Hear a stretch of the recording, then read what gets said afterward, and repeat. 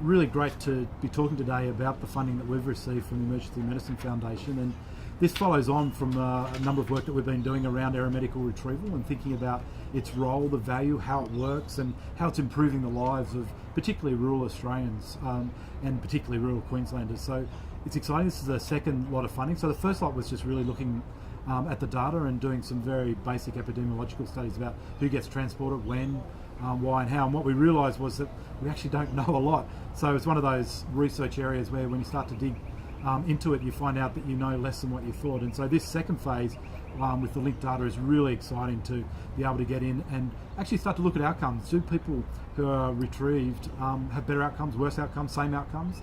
And that's really what we're looking at, and starting to unfold that and look at different conditions that are medically retrieved. So I'm an emergency physician. I work at the Rockhampton Base Hospital, but I also get to fly with LifeFlight as a retrieval physician. So we have an opportunity through this grant funding to be able to link the databases of starting with, say for example, a hospital out, a rural hospital, a facility out, maybe out west of Rockhampton, that'll be sending a patient maybe to Rockhampton or Brisbane. And so we're looking at ways to link the data that are collected, patient data at a sending facility, linked with the retrieval services database, linked with the receiving facility database, to begin to put together a story of what actually happens to the patient from the time they present it at an emergency department, at a sending facility, through a transport down into the receiving facility in a different place. And it's for the first time we're able to draw information out of that data so we can understand actually what happens to the patient.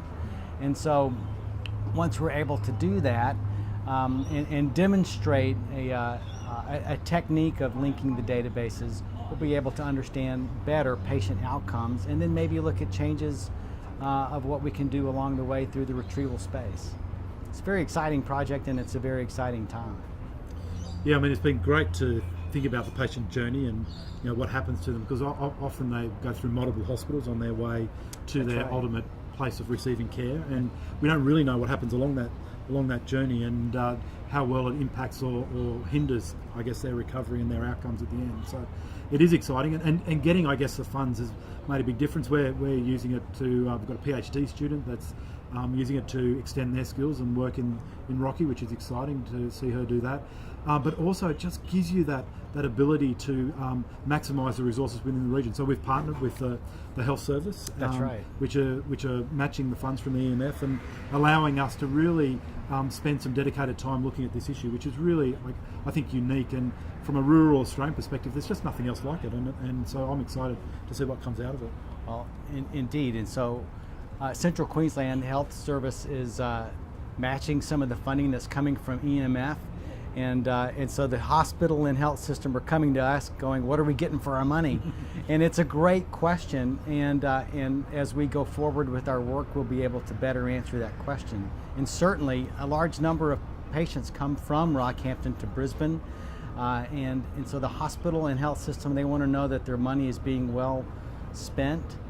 It's a very expensive service that retrieval service provides, and so we're actually in a position to start answering some of the tough questions.